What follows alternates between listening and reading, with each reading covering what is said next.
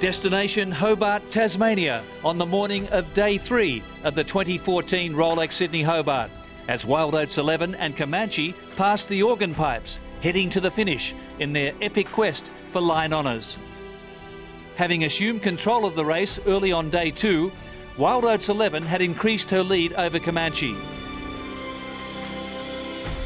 The question remained whether the American yacht would mount a comeback in Storm Bay and the final 10-mile stretch up the Derwent River.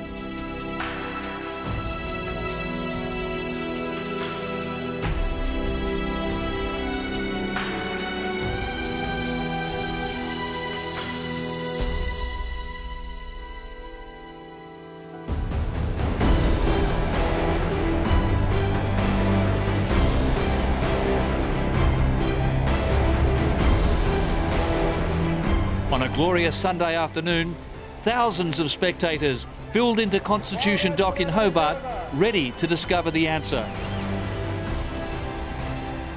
Wild Oats was not to be denied, relentless in her pursuit of a record-breaking 8th LineHonours win, finishing the race in just over 2 days.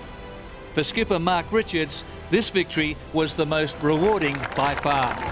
The great thing about this race was that it was a full-on race. We had a lot of competition from Comanche from the start, and we had to really work hard for the whole thing, and and it paid off. So it was very rewarding.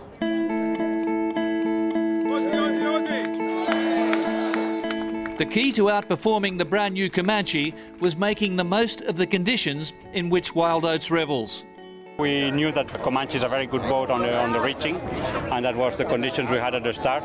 We also knew that if we had these conditions, we had to do our things right and keep up as close as we could. And we know that our boat has very good conditions too, like especially in light air, for instance. I think the key moment for us was the crossing this light air reach of the south of Australia.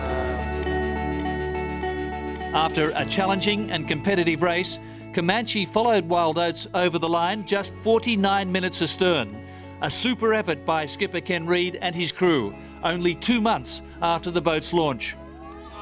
There's very rarely you go through a race like this and say in hindsight we should have done X. Both boats sailed a flawless race. They had their day. They had 12 hours that they had Wild Oats weather, and that's life. That's the way it works. Attention now turns to the 100-strong fleet still at sea, ready for a tempestuous night and also mounting a fierce challenge for the race's most coveted trophy, the Tattersalls Cup, awarded to the overall winner.